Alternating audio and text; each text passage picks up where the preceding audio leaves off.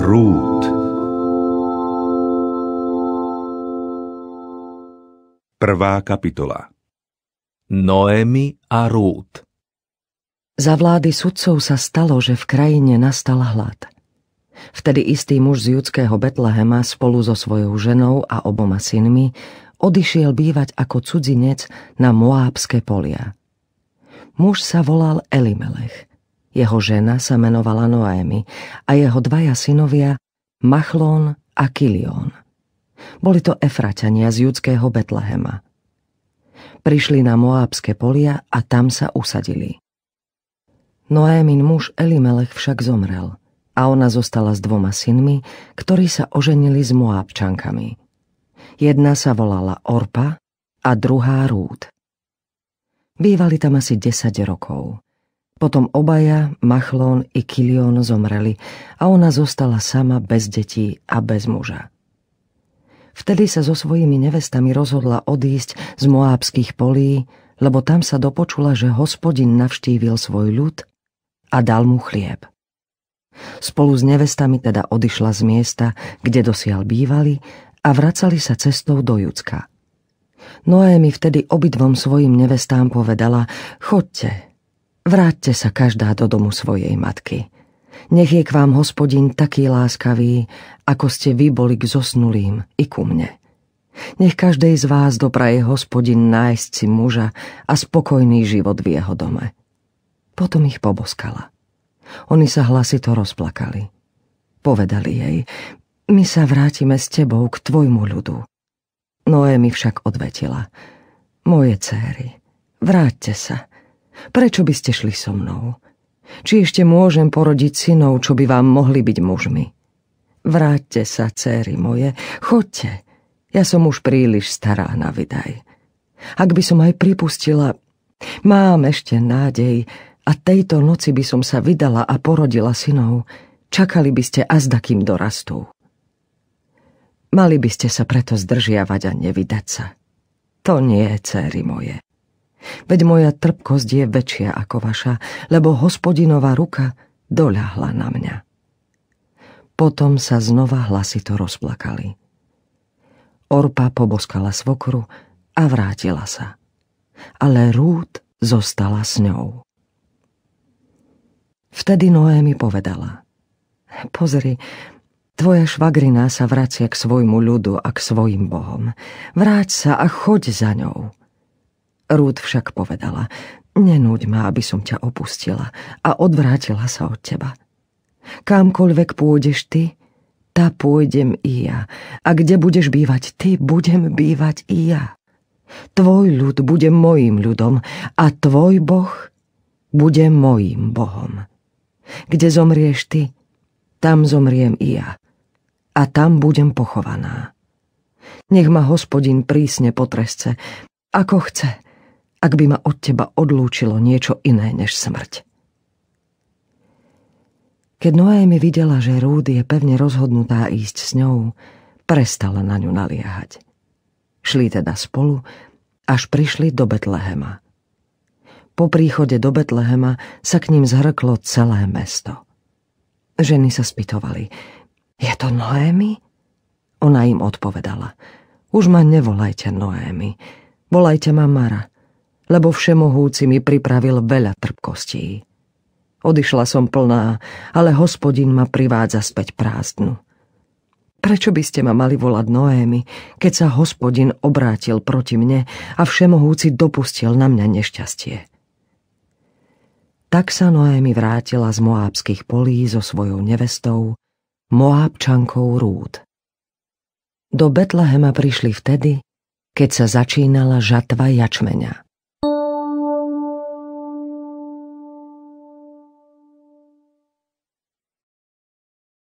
Druhá kapitola. Rút na Boazovom poli. Noémi mala z mužovej strany príbuzného, majetného muža z Elimelechovho rodu. Volal sa Boaz. Moábčanka Rút povedala Noémi: Chcela by som ísť na pole zbierať klasy za niekým, kto mi to dovolí. Noémi jej odpovedala: Choď, dcéra moja. Rút teda šla na pole a za žencami zbierala klasy. Stalo sa, že zbierala práve na tej časti poľa, čo patrila Boázovi z Elimelechovho rodu. Vtedy prišiel z Betlehema Boáz a povedal žencom: Hospodín s vami. Oni odveteli: Nech ťa Hospodín požehná. Boáz sa potom spýtal sluhu, čo dohliadal na žencov: Čia je tá mladá žena? Sluha, ktorý dohliadal na žencov, povedal: Táto mladá žena je Moábčanka, čo sa vrátila z Noémy z moábskych polí. Povedala mi: Chcela by som zbierať a paberkovať, čo zo snopov zostane po žencoch. Prišla a od rána je tu až dosiaľ. Len chvíľu si oddýchla. Vtedy Boáz oslovil Rút: Počuj, dcéra moja, nechoď paberkovať na iné pole, ani neodchádzaj odtiaľto, ale drž sa len mojich služobníc. Pozoruj, ktorú časť poľa zožínajú a choď za nimi. Prikázal som sluhom, aby sa ťa nedotkli. Keď budeš smedná, choď k nádobám a napij sa vody, čo načerpali sluhovia. Vtedy Rút padla tvárou na zem, poklonila sa a povedala: Čím som si získala tvoju priazeň, že sa ma ujímaš, hoci som cudzinka? Boáz jej odvetil: Oznámili mi všetko, čo si po smrti svojho muža urobila pre svoju svokru. Ako si opustila otca, matku i rodnú krajinu a šla si medzi ľud, ktorý si predtým nepoznala.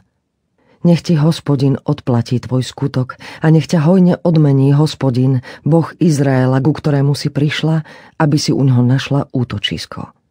Ona odpovedala: Môj pane, kiež by som aj ďalej nachádzala u teba priazeň.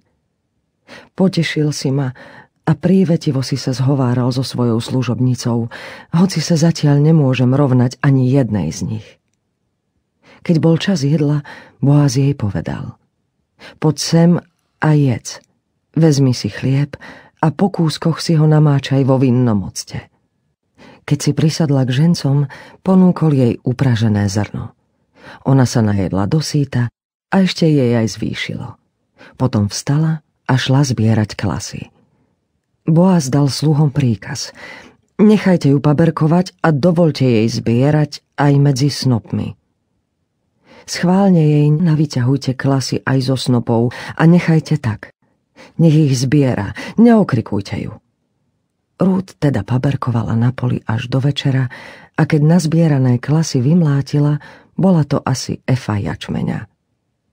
Vzala to, odniesla do mesta a ukázala svokre, čo nazbierala. Potom jej dala aj zvyšok svojho jedla, z ktorého sa sama nasýtila.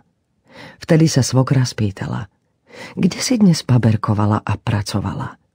Nech je požehnaný, kto sa ťa ujal. Rút povedala svokre, u koho pracovala, a dodala: Mužu, ktorého som dnes pracovala, sa volá Boáz. Vtedy Noémi povedala svojej neveste: Nech ho požehná Hospodin, ktorý neprestal prejavovať svoju priazeň ani živým, ani mŕtvým. Noémi potom dodala: Ten muž je náš blízky príbuzný a patrí k tým, čo sú povinní vykúpiť náš majetok. Moábčanka Rút pokračovala: On mi ešte poradil: Drž sa mojich sluhov, kým nezožnú všetko, čo je moje. Noémi povedala svojej neveste Rút: Dobre je, dcéra moja, že budeš chodiť s jeho služobnicami.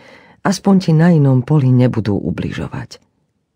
Rút sa teda pri zbieraní klasov pridržala Boázových služobníc až do skončenia žatvy jačmeňa i žatvy pšenice a bývala u svojej svokry.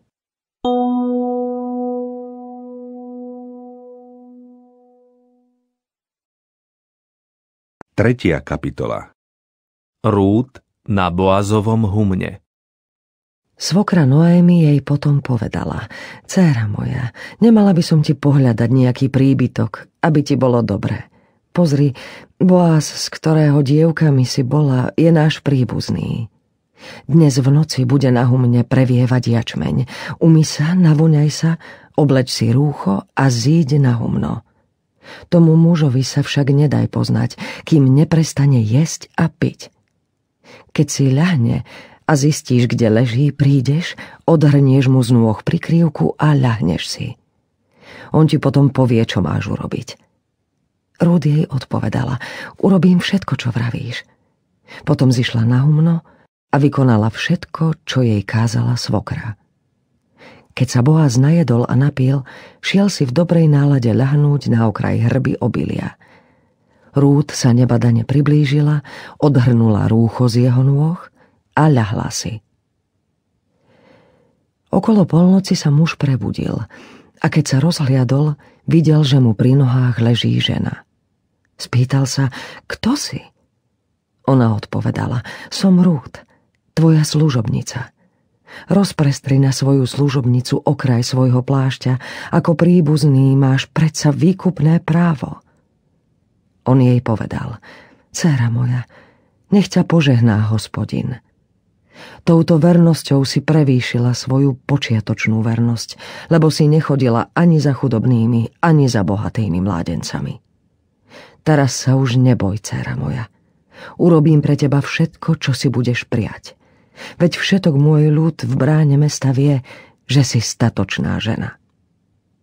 Je pravda, že ako príbuzný mám výkupné právo, ale je ešte bližší príbuzný, než som ja.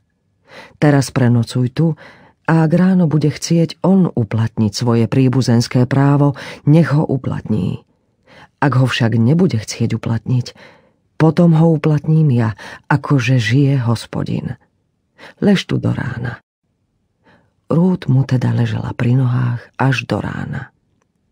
Vstala však skôr, než môže človek rozoznať človeka. Boaz totiž povedal: nech sa nikto nedozvie, že do humna prišla žena. Ešte dodal: podaj plášť, čo máš na sebe, a podrž ho.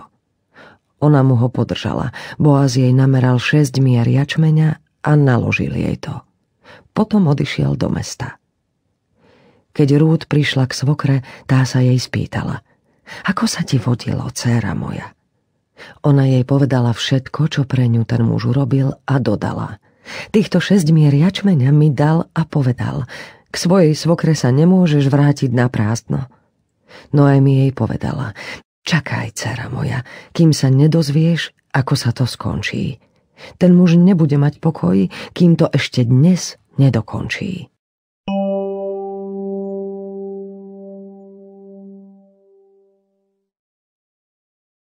Štvrtá kapitola. Boaz uplatňuje právo príbuzenstva. Boaz vošiel do mestskej brány a tam si sadol. Práve vtedy šiel tadiaľ príbuzný, o ktorom sa Boaz zmienil. Boaz mu povedal: poď sem a posaď sa. Príbuzný prišiel a sadol si. Boaz si vybral 10 mužov spomedzi starších mesta a povedal: posaďte sa sem. Oni si sadli. Potom Boaz povedal príbuznému: Noémi, ktorá sa vrátila z moábskych polí, chce predať diel poľa, ktorý patril nášmu bratovi Elimelechovi. Rozhodol som sa, že ti poviem, aby si to pole kúpil pred prísediacimi staršími môjho ľudu. Ak ho chceš kúpiť, kúp ho. No ak nie, oznám mi to. Viem totiž, že okrem teba nie je nikoho, kto by mal právo kúpiť ho. Ja nasledujem po tebe. Príbuzný povedal: ja ho kúpim. Boaz však pokračoval: v ten deň, keď od Noémi kúpiš pole, dostaneš aj Moábčanku Rút, ženu po zosnulom, a máš povinnosť zachovať meno zosnulého s jeho dedičstvom. Príbuzný na to povedal: nemôžem ho kúpiť pre seba, aby som nepoškodil vlastné dedičstvo. Právom príbuzenstva kúp ty, čo som mal kúpiť ja, lebo ja to nemôžem kúpiť. Kedysi bývalo zvykom v Izraeli, že pri kúpe alebo výmennom obchode si na potvrdenie dohody jeden muž vyzul sandál a podal ho druhému. V Izraeli to býval spôsob potvrdenia. Keď príbuzný povedal Boázovi: kúp si, vyzul si sandál. Vtedy povedal Boaz starším i všetkému ľudu: dnes ste svedkami, že som z Noéminej ruky kúpil všetko, čo bolo Elimelechovo, i všetko, čo patrilo Kilionovi a Machlónovi. Tým som dostal aj Moábčanku Rút, Machlónovu ženu, za svoju manželku, aby som oživil meno zosnulého v jeho dedičstve a nevyhynulo jeho meno spomedzi bratov a z brány jeho rodiska. Dnes ste toho svedkami. Na to povedal všetok ľud, ktorý bol v bráne mesta, ako aj starší, sme svedkami. Nech Hospodin dá, aby žena, čo vchádza do tvojho domu, bola ako Ráchel a Lea, ktoré spolu vybudovali dom Izraela. Získaj si moc v Efrate a urob si meno v Betleheme. Nech tvoj dom z potomstva, ktoré ti dá Hospodin z tejto ženy, bude ako dom Pereca, ktorého Júdovi porodila Tamar. Boaz si teda vzal Rút a stala sa mu ženou. Keď vošiel k nej, Hospodin jej dal počať a ona porodila syna. Vtedy ženy povedali Noémi: nech je zvelebený Hospodin, ktorý ti dnes neodoprel ochrancu, ktorého meno sa bude spomínať v Izraeli. On ti bude občerstvovať dušu a zaopatrí ťa v starobe. Porodila ho tvoja nevesta, ktorá ťa miluje. Ona ti je vzácnejšia než 7 synov. Noémi vzala dieťa, položila si ho do lona a bola mu pestúnkou. Susedky mu dali meno a povedali: Noémi sa narodil syn. Dali mu meno Obéd. On je otec Dávidovho otca Izaja. Perecov rodokmeň. Toto je Perecov rodokmeň. Perec splodil Checrona. Checron splodil Ráma. Rám splodil Amminadába. Amminadáb splodil Nachšóna. Nachšón splodil Salmóna. Salmón splodil Boáza a Boáz splodil Obéda. Obéd splodil Izaja a Izaj splodil Dávida.